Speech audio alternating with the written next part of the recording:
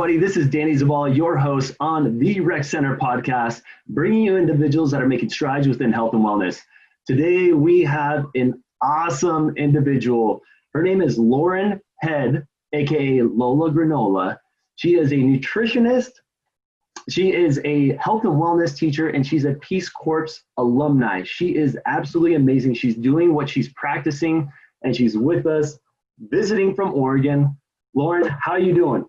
I'm doing well. How about you? Doing really good. I just surviving this whole COVID deal, and I'm excited. I'm so excited to get to know you a little bit more. The pre-interview was absolutely mind-blowing. You are a true, you are doing exactly what I want to do. You're striving in nutrition. You are a health and wellness teacher, and you have a very, very interesting background. Can you tell me just a little bit more about yourself, about where you're from, just anything? Yeah, sure. So I call Wenatchee home. I was born in Seattle, but we moved to Wenatchee when I was 2. So I lived there till I was 18 and went to college. I had this nice little childhood. My parents they both still live in Wenatchee, and they're really active in the community still. They were both lifelong social workers. And so I really learned from them the importance of getting involved in community service. They were also both Peace Corps volunteers as well. It's kind of a little bit of a family tradition. My identical twin was also in the Peace Corps. And I just had a sweet little childhood in Wenatchee, did all of the things that you do in Wenatchee, swim and bike and play and eat, apples and cherries and things like that. Yeah. And then I went to, school brought me to Portland. So I went to the University of Portland and studied sciences, so life science and Spanish as well. So I studied abroad in Mexico and Spain, and that that developed a love for me of both the Spanish language. So really enjoyed learning it and speaking it. And then also just a love of travel and experiencing new cultures. And which I find super important. I said, I find that super important to go out, travel, experience different cultures. I didn't mean to interrupt, but I just had to say something. Go ahead. Yeah, no, it's definitely, it really shaped me hugely to just see. It's like you see on the news, that people are living a different life. You see these pictures of other places and other cultures, but really getting in there and seeing what their life is like, that changes you forever. It can't not. And I had a similar experience when I was in the Peace Corps. So Peace Corps is about 2.5 years, 27 months, and I lived in Nicaragua, and so that was an opportunity for me to really I wasn't living it in the sense that the Nicaraguan people are living it, because I knew I was going to be getting steady money coming in from, not very much, but enough to live off of, those like security things. So it was a bit different, but it was, it altered my life forever in the way that I live now, and certainly influenced how my calling towards working in public health, for sure. So let's see, following Peace Corps, I came back and I jumped right into a job that I didn't really know too much about, working for a social work agency. Uh-huh. And I would say the biggest takeaway, I learned a lot of stuff. It was really kind of my first job after Peace Corps. And I learned a lot of the things that you learn in a regular 9-to-5 job. But one of the things that I learned was that I didn't have really great energetic boundaries. So I absorbed people's stress and trauma, and I basically made myself sick. And so just lots of headaches, low energy, just wasn't feeling very well. Looking back, it was probably something that's called adrenal fatigue. And so my best friend and I, we both quit our jobs, and we hopped on a plane and went to India And we went there to teach, or to learn to teach yoga, so to do a yoga teacher training. And there I knew that I would be learning lots, not just yoga, because you can't not be immersed into a culture and not learn other things. And so there I was introduced to, it's basically, there's like traditional Chinese medicine, there's naturopathic medicine. So Ayurveda is a form of medicine that's basically like India's natural medicine. And it's been around for, thousands of years. And I just remember thinking that it was, well, actually backtracking post Peace Corps, when I was kind of in the throes of what I'm calling adrenal fatigue, I started working with a naturopath, and it was my first introduction to this style of medicine. And I had a friend who had been working with them and telling me what they were doing. I just was fascinated that that there was this whole side of medicine that I had heard about, but that I didn't really know anything about. Mm-hmm. And so then I started working with this doctor as well, and that was kind of it. I mean, I just wanted to learn more and more and more and more. And I had always gone to like Western medicine clinics, which when I say Western medicine, I just mean like your standard community center or, just your standard clinic. And so this was all new to me. And I remember like I always wanted to go to grad school, but I wanted it to be, this is a little bit selfish, but in the end it really served me, or it worked out, I should say. But I wanted to study something that could potentially benefit me as much as the people that I would then be serving or, sharing this information with. Definitely. And so nutrition jumped out because everybody eats. And I eat plenty, by the way. Yeah, so do I. I joke that, and we'll talk more about, living a plant-based life, but I joke with my patients who, tell me, I don't want to be hungry all of the time. And I said, one of my goals with the way that I eat is figuring out a diet where I would be able to eat lots of food and not, gain weight or have any sort of like detrimental health effects because of eating, like you want to feel satisfied with the food that you're definitely eating. And part of that is there is an aspect of volume there. And so when I'm eating fruits and vegetables, it means that I get to eat a lot of them. No, I'm right there with you. So I have a huge appetite. For a lot of people that know me, I'm constantly shoving food down my face.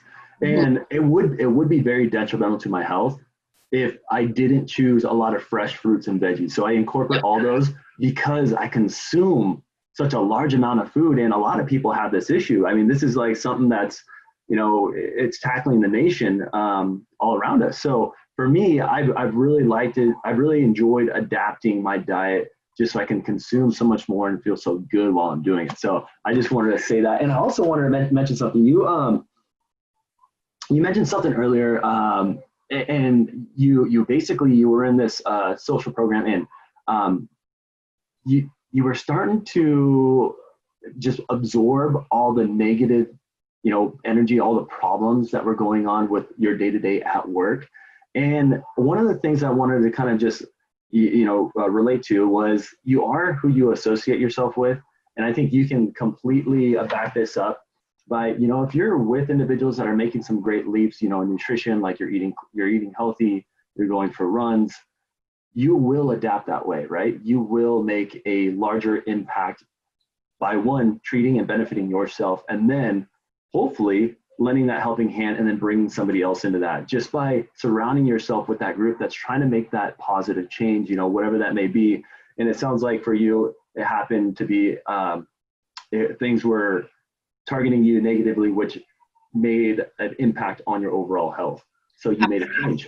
Absolutely. And I have seen that in, like, a lot of people are drawn to public service. They want to help people. And I have seen it with friends and coworkers and acquaintances that when you when you really don't know how to not absorb all of the trauma, secondary trauma around you, it's really detrimental to your health, for sure. And then which is why healthy outlets are so important. And also, community. That's why people love belonging to yoga studios or to fitness centers, because you get that outlet where you're like, oh, you're doing what I'm doing, because you know that it's important. And so we're looking at each other, acknowledging that like we have the same goal, or we have the same outlook in life. Yeah. It's definitely contagious in whatever you end up doing, whether it's health and well-being, if you're involved in a great relationship. I always like to relate things to different things that people already have a set standard to, relationships, profession.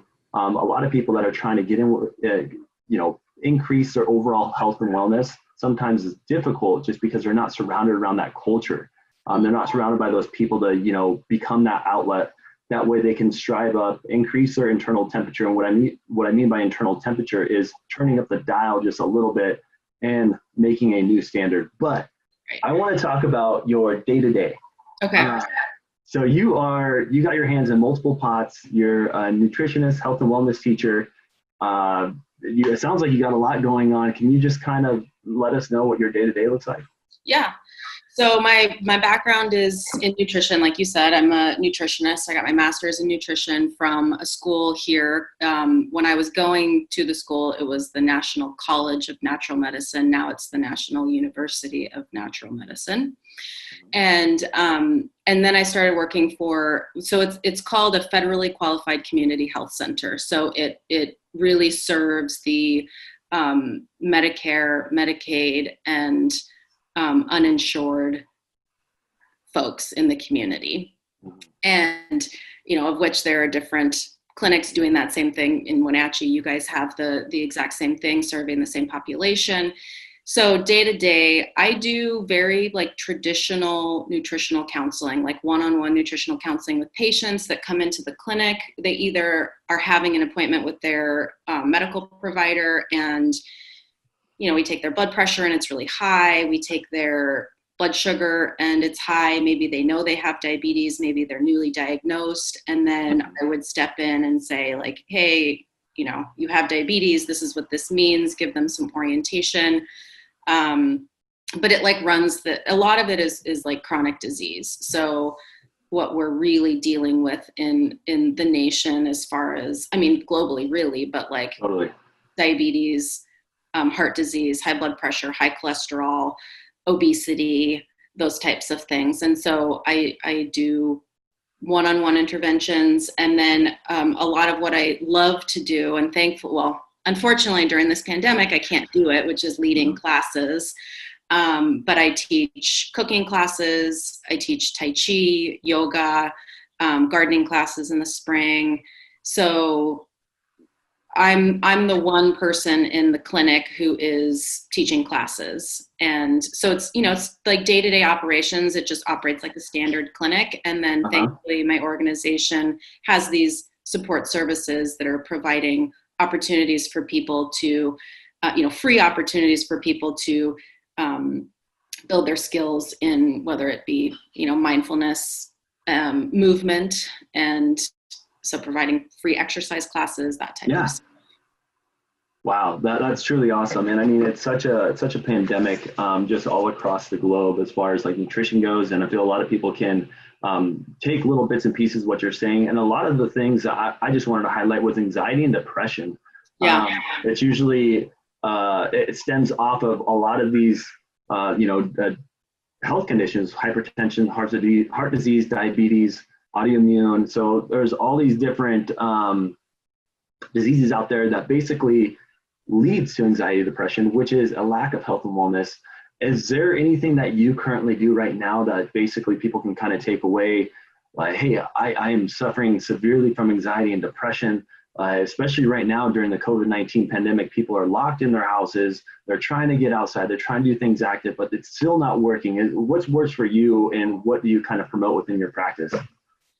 Yeah, I will tell you that the number of people that come into the clinic for anxiety and depression, it is off the charts. I mean, we are seeing so many people, and really what I understand is that it's twofold.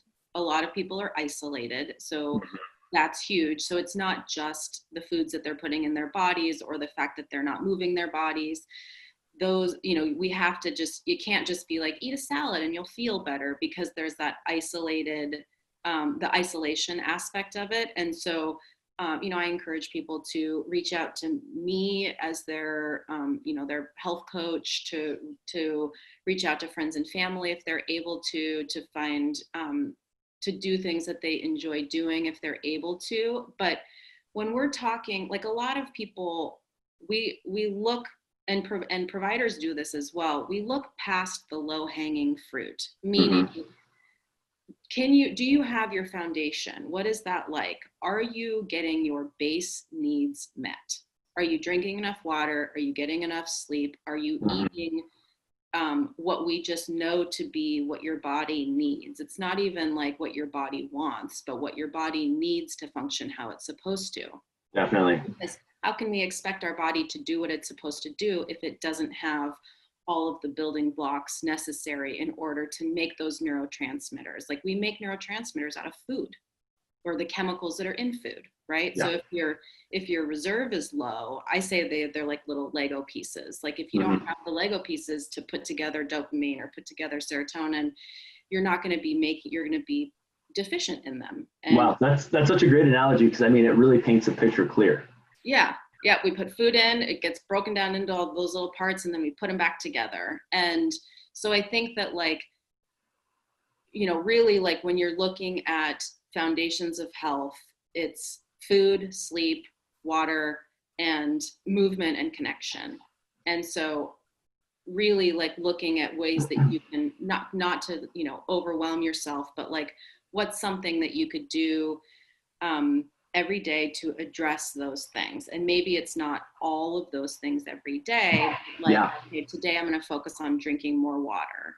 Just like, you know, I tell people, just focus on one meal a day where you can get in some extra fruits and vegetables, and start there. One phone call or text message that you could send to somebody who might need the extra support, or for you to say that you need a little bit of extra support. But yeah, I mean, food is foundational when it comes to treating anxiety and depression, and that's oftentimes never told to the patient. Yeah, you know what I love about the way that you just explained that, Lauren, is that you made it sound so attainable. Like, it sounds so accomplishable. Like, just making sure that you focus on one meal. And that's one of the things that I feel like a lot of people just struggle with, is they look at the long-term goal. They look 6 months and say, wow, that's a really long journey. Yeah. Like, can I really accomplish that? And they start basically losing self-confidence before they even started. Right. But the way that you said, you know, well, how's your Lego set? You know, you got to build that foundation to build the dopamine, build the serotonin, to make sure that you are going to be successful. And it just sounds so accomplishable when you just break it down, like, hey, let's just focus on this one meal at hand. What are we going to do for lunch? Let's just incorporate a little bit more of this, fruits and veggies maybe, or send a nice friendly text to a message to a friend that maybe you haven't spoken to in 6 months. So I think that's awesome. I did want to say this kind of, it just kind of correlates with your yoga practice.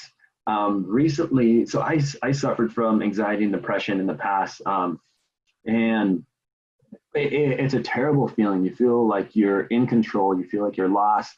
It's almost like an outer body experience that you're looking down on yourself and you have no control over your reactions. And a lot of this is just, it's caused by compound stress, where it's stressors that you don't deal with, that they keep on layering on top of each other. So it's basically that same Lego analogy that you used, only it's bad things, right? It's like bad, bad, bad, bad. And then pretty soon you're underwater. You feel like you're losing control. One of the things that I found to be super, super just beneficial to my health is deep breathing exercises. I'm not sure if you could say the same. One day I was bored. I looked on YouTube, was dealing with a lot of anxiety and stress. So I looked up Wim Hof's breathing exercise technique. Very, very simple. It was a 15-minute video. I walked through it and almost felt like just an instant relief. A few things with breathing exercises for you guys that are listening is that it's a natural painkiller, improves blood flow, increases energy level, reduces inflammation, detoxifies the body, and stimulates the lymphatic system, and improves overall digestion. So just a few things there. I'm not sure if you can add on to that, Lauren. Yeah, absolutely. I mean, we exist in, so some listeners will know, maybe others won't, but we have two different nervous systems, our sympathetic and our parasympathetic, right? So sympathetic is our fight or flight, which unfortunately, because of how we have structured our world, people are living in 24/7. And so, and like you mentioned digestion, the parasympathetic nervous system is our rest and digest. That's the state that we want to be in when we are at a restful state, whether it means that you're sitting and watching TV or reading a book or eating a meal, but we are, the chronic stress and inflammation that people are experiencing, part of that is just that they're existing in this, your body thinks you're being chased by a tiger 24 hours a day. Yeah. And Wim Hof is amazing. He, there's lots of different breathing techniques that will give wonderful benefit, but we're talking like lowering your blood pressure pretty immediately. Yeah. Just by doing some deep breathing. You can lower, blood sugar can go down. It's amazing the benefits that it can have. And they're pretty instantaneous. Most definitely. One of the things I can relate it to is I'm a big coffee drinker, and I do my deep breathing exercises in the morning. I did them this morning. And one of the things I found is that I didn't really need coffee before I did it, because it almost acted like as an energy booster. It was just like a great opener, like cleanse the body. And then I was ready for my coffee, which I thought was really cool. So very energizing. Yeah. So I want to talk about basically like juggling your life. So juggling your life and being a health and wellness professional, like how do you mix everything? I mean, obviously you practice what you preach. So can I just kind of hear that, how it complements each other? Yeah. Yeah, joke in the paper or the little get to know you that I sent, that I didn't want to be a meat eating vegetarian. So, which could be applied to lots of different areas of life, right? But yeah, I will say too that I am by no means perfect or claim to have this like 100% pristine diet, whatever pristine means, Yeah. But yeah, I really had to you have to integrate these things into your life for them to be sustainable. And so I'm not telling people to eat, or encouraging, I don't tell anybody to do anything, but to encourage them to eat healthy food. And then I am not doing that. And so I'm bringing healthy food to work. My coworkers are seeing that that's what I'm consuming. I don't even talk about it with them, right? It's just that I have my meals. They ask me, what are you eating? And so I'll tell them about it, and I don't oftentimes, I never cook with recipes, to be honest. That's just not how my brain works. But if someone is interested in something like that, I'll shoot them over a similar recipe. Like when people engage, I feel like just having an openness where I feel like I want to be putting out a welcoming energy so that people feel like they can ask me questions. So I've had lots of coworkers who have been, who would want to just talk to me for a little bit about, everyone wants to apply healthy habits to their lives. It's just something they don't quite know where to start. And so it's taking the time to go for a walk on your lunch break instead of sit and look on your phone. Preparing healthy foods that you can bring to work rather than going out to eat. In the 4 years that I've been doing this job, I probably have, I bet I've gotten takeout, twice probably. Wow. And I will say too, that it's not because I spend hours in the kitchen. I eat really simply because I don't want to spend my time. Some people enjoy the process of spending an hour or two in the kitchen. I'm not really that person. I'm right there with you. I don't know. I joke that if I had a cooking show, it would be called The Lazy Chef. Oh, love it. Love it. Because I don't, and the thing is that my food tastes delicious and I don't need to spend a lot of time in the kitchen. So why would I? And that has been like when I'm rattling off ideas to my patients, because they, a lot of this is as far as like eating whole plant food is a new thing for them. They say, oh, that all sounds really simple. Yeah, there's nothing complicated with it. Smoothies, roasted vegetables, steamed vegetables, salads with a simple dressing. I also joke that I eat a lot of toddler food because just like make the little like finger food, which is just cutting up fruits and vegetables, a plate of fruit and vegetables that is either a meal or can be snacked on throughout the day. Like, it's not complicated. It really isn't. Yeah. And if we feel like it's complicated, then we haven't simplified it enough, basically. Definitely. There's a few things. One of the things I'm a firm believer of: plan your work your plan. And the same goes with health and wellness, whatever section it may be, whether it's nutrition, working out, because guess what? If you plan it, you can work it. But not only that, you have to make it accessible too. I found myself buying healthy foods, but I didn't pre-package them because I have these little takeout trays that they're reusable, they're machine, dishwasher safe, etc. And I reuse those, but I noticed that I can have all the healthy foods in my fridge, but if I don't work my plan and make it accessible, it doesn't get eaten. So those are one of the things that I've noticed. And the same goes with, working out. You might have full intentions of working out, but if you forget your running shoes or you forget your shorts to work out, you didn't plan. You didn't plan your work and work your plan, and you didn't make it accessible for you to enjoy and reap the benefits of your great intentions. So I love that. I love it, love it, love it. I'm having so much fun, and you have so much knowledge too. You're going to make this accessible to individuals as well, right? There's going to be a way that they can click on a link and have access to some of the books and resources that you recommend. Is that right? Absolutely. I think one of my skills is, as far as like, especially because I work with a population that, low income folks, marginalized populations, I'm looking at it through that lens as far as like, what's a simple recipe that's still going to taste good? So which blogs are doing that, basically, or recipe websites are doing that? Nutrition is so overwhelming when you're looking online for something. And so knowing what reputable organizations are providing information that is peer-reviewed studies, that is really actually factual, that are not receiving money from any outside entity that could be influencing what they're saying. So yes, absolutely. I have like a nice list of books, documentaries, and websites that are really awesome. User-friendly for everybody and accurate, which is the most important thing. Awesome. I'm sure everybody's excited. And this is like a question that is kind of like the root of all your good in your practices. Like, what is that one thing that kind of influenced you to choose that route as a nutritionist, as a health and wellness teacher, as a kid?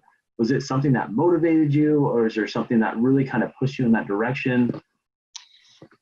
I didn't really know it at the time, but absolutely the upbringing from my parents. My parents were really good at, they were frugal where it counted and mattered. Yeah.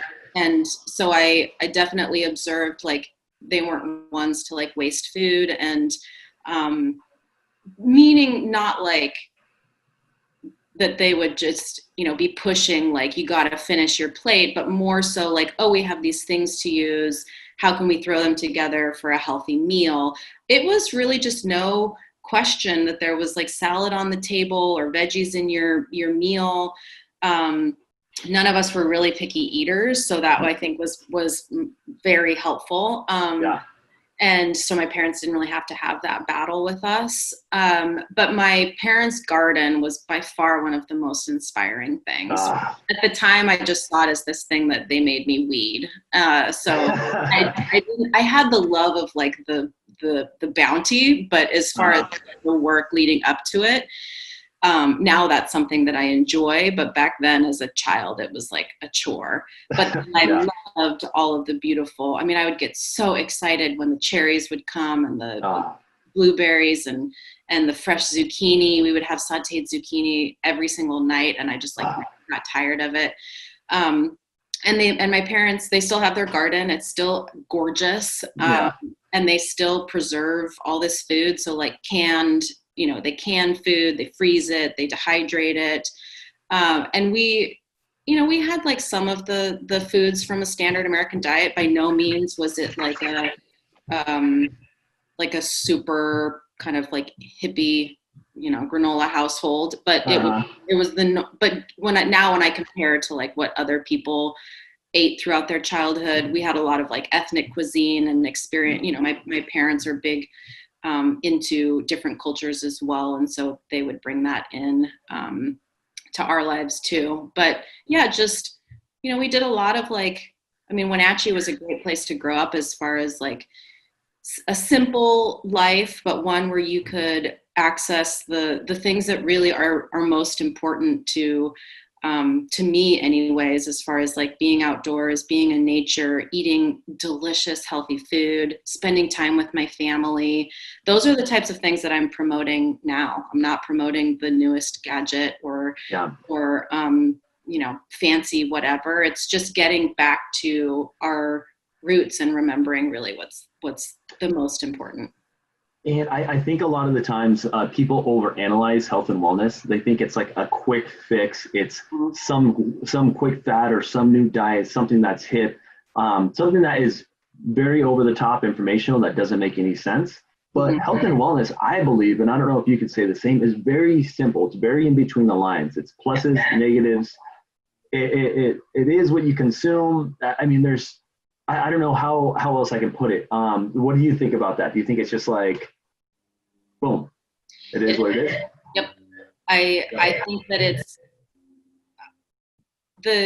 we see all of these diets. This is what I will say about diets. We see all of these different diets. There's the paleo diet. There's the carnivore diet, which I would not recommend to anybody.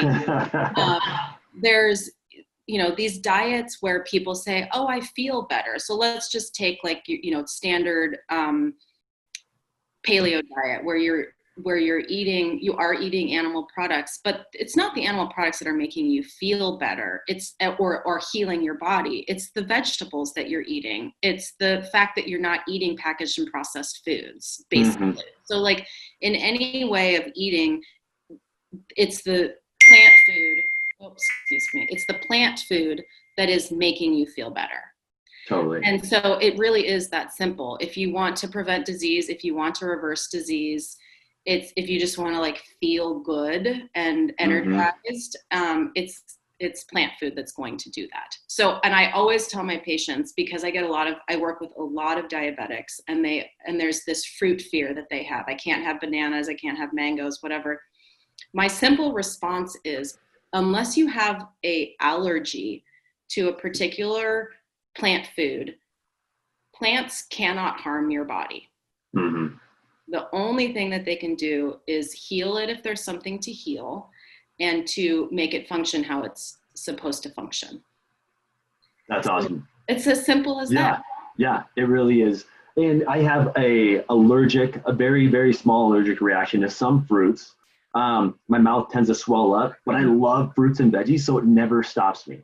Never stops me. A lot of the times I think twice about it after I ate it. It's like, oh, well, my mouth's getting kind of swollen, throat's a little itchy. Should I have eaten that?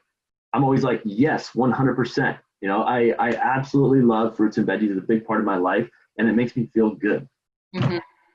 Yeah. And my next question is so we talked about how you got introduced to this area of health and wellness. Is there like a huge obstacle that you had to overcome throughout your career or in your upbringing that's revolved around health and wellness, or like something that kind of set you back?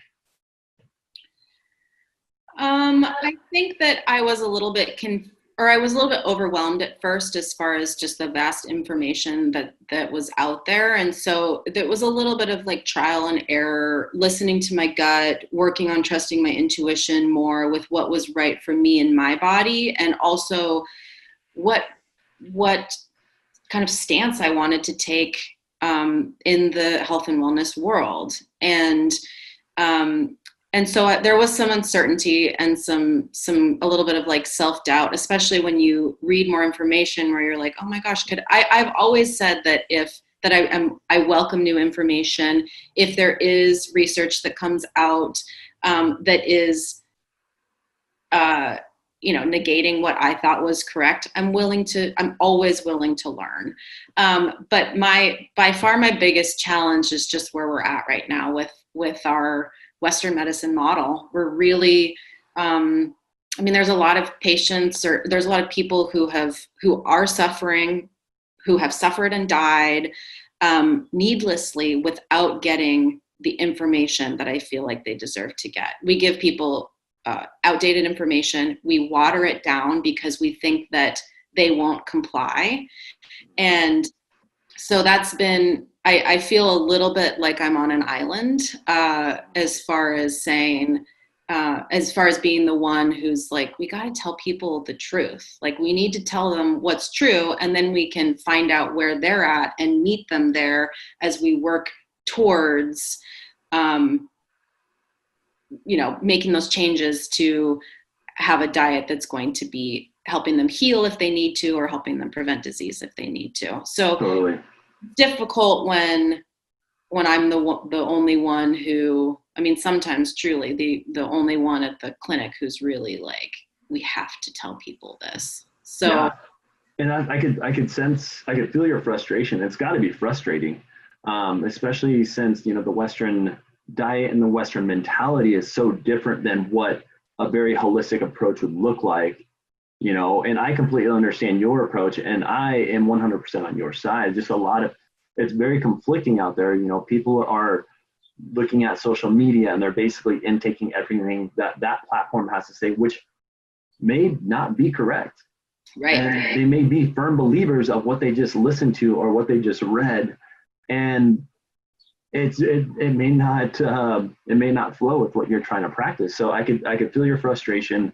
But I'm sure you're making and you're changing lives of some individuals. And like I mentioned, and like what we talked before, it's very simple. It's very in between the lines. You got to make those small improvements to make overall leaps in this health and wellness journey, whether it's nutrition, health, and wellness. So I really like that. And you mentioned that you were like isolated at times. Like that's, I could see it. You being like the black sheep in the room. Oh yeah. And I can't say it again, but that's got to be super frustrating. And is there one, sorry, I'm kind of jumping all over the place, but I want to hear like what your groundbreaking leap was. Like, was there something that just like is a highlighted memory where like, you may have been the black sheep in the room and all of a sudden it just changed basically your entire career just because people bought in what you did? Or what was it that basically is like you're on cloud nine? Oh, well, the biggest thing is because you do have some, or at least I had some worry when I was working with patients initially, especially like right out of grad school, where, I'm like, okay, I've read these studies. I know that this is that eating plant-based, for example, to reverse heart disease. Like, we know that was proven in the 90s. Like, we know that that's true. There's been trials done with diabetics who have reversed their diabetes. And so Yeah. I think that I was like, coming in, it's normal to have that bit of doubt. But the nice part is that I wasn't giving them any recommendations that would be harmful for their bodies. So like, if anything, it would just be like, oh, okay, maybe this doesn't work as well as I thought that it might. Yeah. But within the first, few months of being there, I had people who reversed their diabetes. That's awesome. Which is like amazing, without using medication. That's huge. Yes, huge. And so, just this moment where I was like, oh, okay, good. Like it actually it worked. It worked. right. Yeah. And just, what was it? Just yesterday or the day before, one of our medical assistants said, "Hey, we saw a patient today of yours, and they reversed their diabetes with just doing what you said." And again, it's like, okay, this is it. I have stopped doubting myself just because I know that I'm utilizing information that has proven to be true over and over and over again. And so I think like seeing patients' results has been certainly empowering for them, which is the whole point, like Definitely. it's to be validated, and to feel that like confidence, but that's just something that I need to trust. So yeah, the feedback from patients, seeing their success, if they're really, I mean, it takes some dedication, right? So if you make moderate changes, I say, then you'll have moderate diabetes or whatever it is, moderate hypertension. So those that are willing to let go of more things that haven't been serving them, it's exponential, right? The more changes you make, the better you will feel, and the more quickly you'll get healthy or Definitely. So yeah, I think that, and then actually finding community here in Portland. I mean, now I'm moving tomorrow. I'm busy. You're busy. I mean, I'm busy. You're going to be a Washingtonian again. I am, yes. That's exciting. Yeah, but just finding community where I think that's, what I will say too, for people that are making changes, that like isolated piece, there is community everywhere. It's just seeking it out. And so, so that was big for me too, where it really is just, again, like knowing like, okay, I'm not alone in this. Like, I'm not crazy for thinking that advocating for a plant-based diet is a good thing to be doing, and that it's not this like totally offbeat thing that people are doing, but it really is more mainstream.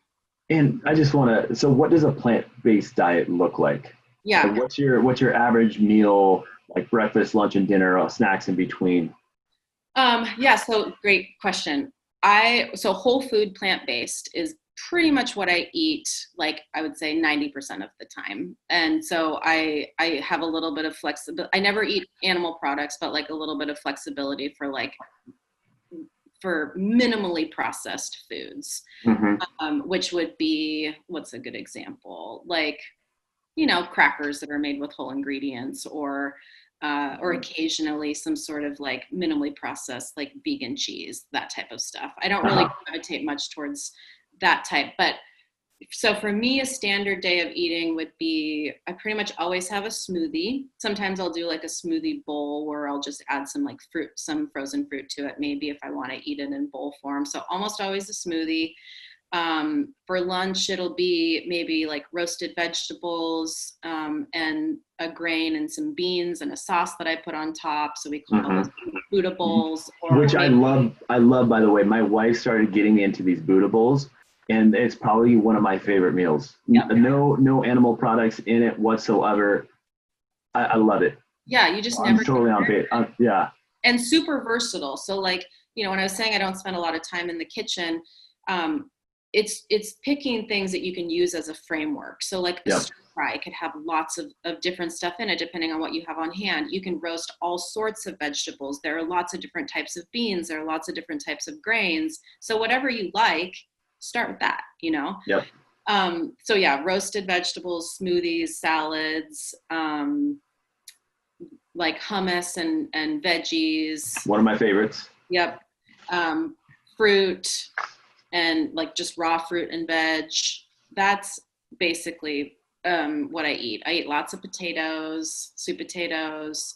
So it's really just food in its whole form. And then, so whole food plant-based is veggies, fruits, whole grains, beans, nuts, seeds, and avocado, essentially. Yeah, that's awesome. And a lot of people may be like overwhelmed, like, oh, wow, I could never do that. But not saying that everybody has to follow your lead, but just incorporating a lot of fruits and vegetables in your diet is just going to increase your overall health and wellness and your predisposition to some of these diseases. Thanks again for joining, everyone. This is Danny Zavala, your host on the Rec Center Podcast, the hottest podcast here in Central Washington, bringing you amazing individuals doing amazing things within health and wellness. We are here every Tuesday at 9 a.m. Pacific Standard Time. Be sure to like, share, or comment down below, subscribe to our channel, and let's have some fun, baby.